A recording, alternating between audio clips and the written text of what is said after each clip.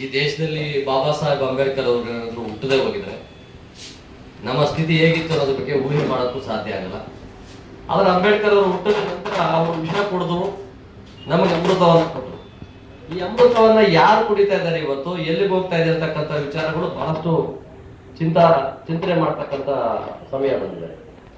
ಬಹಳಷ್ಟು ಜನ ಮಾತಾಡುವಾಗ ಹೇಳ್ತಾರೆ ದಲಿತರ ಪರವಾಗಿ ನಾವೆಲ್ಲ ಇದ್ದೇವೆ, ನಾವು ಮಾಡ್ತಾ ಇದ್ದೇವೆ ಅಂತ. ಆದ್ರೆ ಇವತ್ತು ದಲಿತರ ಪರವಾಗಿ ಯಾರಿದ್ದಾರೆ ಅಂತಕ್ಕಂಥ ಚಿಂತನೆಗಳು ಆಗ್ಬೇಕು.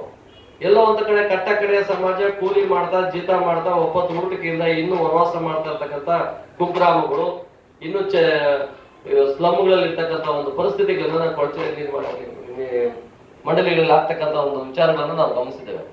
ಆದ್ರೆ ಅಂಬೇಡ್ಕರ್ ಕೊಟ್ಟಂತ ಮೀಸಲಾತಿಯನ್ನ ಕೆಲವೇ ವ್ಯಕ್ತಿಗಳು ತಿಂತಾ ಇರ್ತಕ್ಕಂಥದ್ದು. ಉದಾಹರಣೆಗೆ ಮಲ್ಲಿಕಾರ್ಜುನ್ ಖರ್ಗೆ ಇರ್ಬೋದು, ಕೆ ಎಚ್ ಮುನಿಯಪ್ಪ ಇರ್ಬೋದು, ರಾಮವಿಲಾಸ್ ಪಾಸ್ವಾನ್ ಇರ್ಬೋದು, ರಮೇಶ್ ಜಿಗಿನ್ಗಿ ಇರ್ಬೋದು, ಗೋವಿಂದ ಕಾರಜೋಳ ಇರ್ಬೋದು, ಲಿಂಬಾವಳಿ ಇರ್ಬೋದು. ಏನ್ ಇವತ್ತು ಒಂದು ಬಲಿತ ವರ್ಗ ಇಡೀ ರಾಷ್ಟ್ರದಲ್ಲಿ ಇವತ್ತು ಮೀಸಲಾತಿಯನ್ನ ದುರ್ಬಳಕೆ ಮಾಡ್ಕೊಳ್ತಾ ಇದ್ದಾರೋ ಅವರು ನಿರಂತರವಾಗಿ ಮೀಸಲಾತಿಯನ್ನ ದುರ್ಬಳಕೆ ಮಾಡ್ತಾನೆ ಇದ್ದಾರೆ. ತಾನು, ತನ್ನ ಮಗ, ತನ್ನ ಸೊಸೆ, ತನ್ನ ಅಳಿಯ ಈ ರೀತಿಯಲ್ಲೇ ಮೀಸಲಾತಿಯನ್ನ ದುರ್ಬಳಕೆ ಮಾಡ್ಕೊಳ್ತಾ ಇರ್ತಕ್ಕಂಥದ್ದು ನಾವು ಕಾಣ್ತೇವೆ. ಹಾಗಾಗಿ ಇವತ್ತು ಮೀಸಲಾತಿ ಸಮಾನವಾಗಿ ಹಂಚಿಕೆ ಆಗ್ಬೇಕು. ಯಾರು ಕೂಲಿ ಮಾಡೋನಿದ್ದಾನೆ, ಜೀತ ಮಾಡೋನಿದ್ದಾನೆ, ಒಪ್ಪತ್ತು ಊಟಕ್ಕಿಂದ ಇರ್ತಕ್ಕಂಥವ್ರು ಇದ್ದಾರೆ, ಅವ್ರಿಗೆ ಮೀಸಲಾತಿ ತರಬೇಕು. ಆರ್ಥಿಕವಾಗಿ ಮೇಲೆ ಬಂದಿರ್ತಕ್ಕಂಥ ಒಂದು ಸಮಾಜ ಮೀಸಲಾತಿಯನ್ನು ಬಿಟ್ಕೊಟ್ಟಾಗ ಮಾತ್ರ ಈ ಸಮಾಜದ ಕಟ್ಟ ಕಡೆಯ ಸಮಾಜ ಉಳಿಯಕ್ ಸಾಧ್ಯ.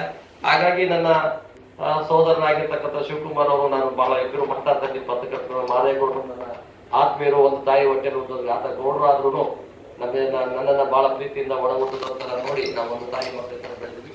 ಅವರು ನನ್ನ ಒಡನಾಟ 35 ವರ್ಷದ ಒಡನಾಟ. ನಮ್ಮ ಶಿವಕುಮಾರ್ ನನ್ನ ಸ್ವಂತ ತಮ್ಮನ ಇದ್ದ ಹಾಗೆ. ನಾನು ವಿಚಾರಗಳು ಹಂಚ್ಕೊಂಡೆ. ನಾನು ಇದು ಪುಸ್ತಕದ ಬರೀಬೇಕು, ಈ ವಿಚಾರಗಳನ್ನ ಜನತೆಗೆ ತಿಳಿಸ್ಬೇಕು ಅಂತಂದಾಗ ಪುಸ್ತಕನ ಬಹಳ ಅಚ್ಚುಕಟ್ಟಾಗಿ ಅದನ್ನ ನಿರೂಪಣೆ ಮಾಡಿ ಅದನ್ನ ಸಂಪೂರ್ಣವಾದಂತಹ ಹೊಣೆಗಾರಿಕೆ ತಗೊಂಡು ಯಾವುದೇ ವಿವಾದ ಇಲ್ಲದ ಹಾಗೆ ನ್ಯಾಯವನ್ನ ತಿಳಿಸ್ಬೇಕು ಜನಕ್ಕೆ ಅನ್ನೋ ದಿಕ್ಕಿನಲ್ಲಿ ಪ್ರಯತ್ನವನ್ನ ಪ್ರಾಮಾಣಿಕವಾಗಿ ಮಾಡಿದ್ದೇವೆ. ಈ ಪುಸ್ತಕದ ಬಿಡುಗಡೆಯನ್ನ ನಾವು 30ನೇ ತಾರೀಕು ಭಾರತೀಯ ವಿದ್ಯಾಭವನದಲ್ಲಿ ಸಂಜೆ 4 ಗಂಟೆಗಿದೆ.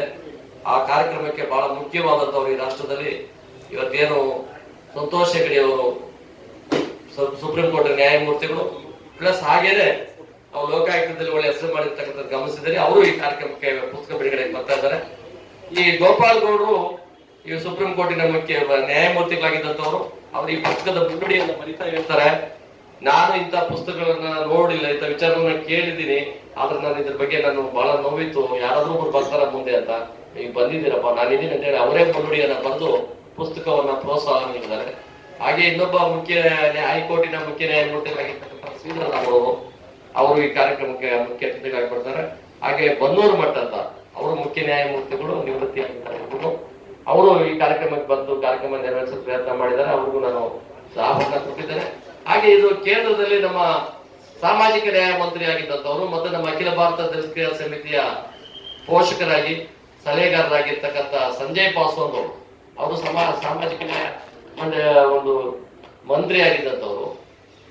ಅವರು ಇವತ್ತು ಆ ಕಾರ್ಯಕ್ರಮದ ಅಧ್ಯಕ್ಷತೆಯನ್ನು ವಹಿಸ್ಕೊತಾ ಇದ್ದಾರೆ. ಹಾಗಾಗಿ ಇಡೀ ರಾಷ್ಟ್ರದಲ್ಲಿ ಈ ಪುಸ್ತಕ ಬಿಡುಗಡೆ ಆಗ್ತದೆ. ಇದು ಮೊದಲನೇದಾಗಿ ಕನ್ನಡ ಆಗಿದೆ, ಮತ್ತೆ ಹಿಂದಿ, ಮತ್ತೆ ಇಂಗ್ಲಿಷ್, ತಮಿಳು, ತೆಲುಗು ಎಲ್ಲಾ ರಾಜ್ಯದ ಭಾಷೆಗಳನ್ನ ನಾವು ದಕ್ಷಿಣ ಭಾರತ ಆಗಿರ್ತಕ್ಕಂಥ ತಮಿಳು ಮತ್ತು ತೆಲುಗಲ್ಲಿ ಮಾಡ್ತೇವೆ. ಹಾಗೇನೆ ಹಿಂದಿ ಮತ್ತು ಇಂಗ್ಲಿಷ್ ಅಲ್ಲಿ ದೇಶದಲ್ಲಿ ಎಲ್ಲಾ ರಾಜ್ಯಗಳಲ್ಲೂ ಇದು ಸುದ್ದಿ ಮಾಡ್ತಕ್ಕಂಥದ್ದು. ಮತ್ತು ಅಖಿಲ ಭಾರತ ಕ್ರಿಯಾ ಸಮಿತಿಯ ಎಲ್ಲಾ ಕಾರ್ಯಕರ್ತರು ಸಂಪೂರ್ಣವಾಗಿ ಕಟ್ಟಕಡೆಯ ಸಮಾಜಕ್ಕೆ ನ್ಯಾಯ ಕೊಡಬೇಕು ಅನ್ನೋ ದಿಕ್ಕಿನಲ್ಲಿ ಒಂದು ಮುಂಚಿನವಾಗಿದೆ. ಇದ್ರಲ್ಲಿ ಯಾವುದೇ ವ್ಯಕ್ತಿಗತ ವಿಚಾರ ಅಲ್ಲ, ಇದು ವೈಯಕ್ತಿಕವಾಗಿ ಯಾರ ಮೇಲೆ ನಿಲ್ಸುವಂತ ಪುಸ್ತಕ ಅಲ್ಲ. ಬಾಬಾ ಸಾಹೇಬ್ ಅಂಬೇಡ್ಕರ್ ಅವ್ರ ಕನಸು ಏನಿತ್ತು, ಅವರು ಆ ಕನಸನ್ನ ನನಸು ಮಾಡ್ಬೇಕು ಅನ್ನೋ ದಿಕ್ಕಿನಲ್ಲಿ ಕೆಲಸ ಮಾಡ್ಬೇಕು ಅನ್ನೋ ಪ್ರಯತ್ನ ಮಾಡಿದ್ದೇವೆ. 1953ರಲ್ಲಿ ಹರಿಯಾಣದಲ್ಲಿ ನಡೆದಂತ ದೊಡ್ಡ ಸಮಾವೇಶದಲ್ಲಿ ಶೋಷಿತರ ಸಮಾವೇಶ ನಡೀತದೆ. ಅಂಬೇಡ್ಕರ್ ಖುದ್ದು ಕಣ್ಣು ಹಾಕ್ತಾರೆ, ನಾನು ಯಾವ ಸಮಾಜಕ್ಕಾಗಿ ಮೀಸಲಾತಿಯನ್ನ ತನ್ನೋ ಆ ಮೀಸಲಾತಿಯನ್ನು ಇವತ್ತು ಪಟ್ಟಣದಲ್ಲಿ ಇರ್ತಕ್ಕಂಥ ವಿದ್ಯಾವಂತ ಶ್ರೀಮಂತ ವರ್ಗನೆ ತಿಂತಾ ಇದೆ. ಕೂಲಿ ಮಾಡ್ತಕ್ಕಂಥವ್ರು, ಅವಿದ್ಯಾವಂತರು, ಬಡತನದಲ್ಲಿ ಇರ್ತಕ್ಕಂಥವ್ರಿಗೆ ಮೀಸಲಾತಿ ಕೆಳಗಡೆ ಹೋಗಿಲ್ಲ. ಹಾಗಾಗಿ ಮೀಸಲಾತಿಯ ಸಂಪೂರ್ಣ ಬದಲಾವಣೆ ಆಗ್ಬೇಕು ಅಂತಕ್ಕಂಥ ಈ ನೋವನ್ನ ಅವರೇ ಹಂಚ್ಕೊಂಡಿದ್ರು. ಅಂತ ನೋವನ್ನ ಹಂಚ್ಕೊಂಡಿರ್ತಕ್ಕಂಥ ದಿನಗಳು 1953. ಇವತ್ತಿಗೆ ಅದು ಇಷ್ಟು ವರ್ಷಗಳಾಗಿದೆ, 65 ವರ್ಷ 67 ವರ್ಷ ಆಗಿದೆ ಸ್ವತಂತ್ರ ಬಂದು. ನಮ್ಗೆ 70 ವರ್ಷ ಆದ್ರೂ ಅಂಬೇಡ್ಕರ್ ಹೇಳಿದಂತ ವಿಚಾರಗಳಲ್ಲಿ ಇವತ್ತು ಮೀಸಲಾತಿ ಅಂತ್ಯ ಆಗುವಂತ ಸಂದರ್ಭ ಬಂದಿದೆ. ಆದ್ರೆ ಮೀಸಲಾತಿ 2020ಕ್ಕೆ ಅಂತ್ಯ ಆಗುತ್ತೆ. ಆದ್ರೆ ಓಟ್ಗಾಗಿ ಮತ್ತೆ ಈ ಸಮಾಜದ ಬಗ್ಗೆ ಕಳಕಳಿ ಇರ್ತಕ್ಕಂಥ ಯಾವುದೇ ಒಂದು ಪ್ರಜಾಪ್ರಭುತ್ವದಲ್ಲಿರ್ತಕ್ಕಂಥ ಪ್ರಧಾನಮಂತ್ರಿಗಳು ಕೇಂದ್ರ ಸರ್ಕಾರ ಮತ್ತೆ 10 ವರ್ಷ ವಿಸ್ತರಣೆ ಮಾಡುತ್ತೆ. 10 ವರ್ಷ ವಿಸ್ತರಣೆ ಮಾಡ್ಬೇಕು ತಗೊಳ್ಳೋರು ಯಾರು? ಇವತ್ತು ಕೂಲಿ ಮಾಡೋನು, ಜೀತ ಮಾಡೋನು, 30 ಕೋಟಿಗಿಂತ ಚಪ್ಪಲು ಇರ್ತಾರನು ಹಾಗೆ ಇರ್ತಾರೆ.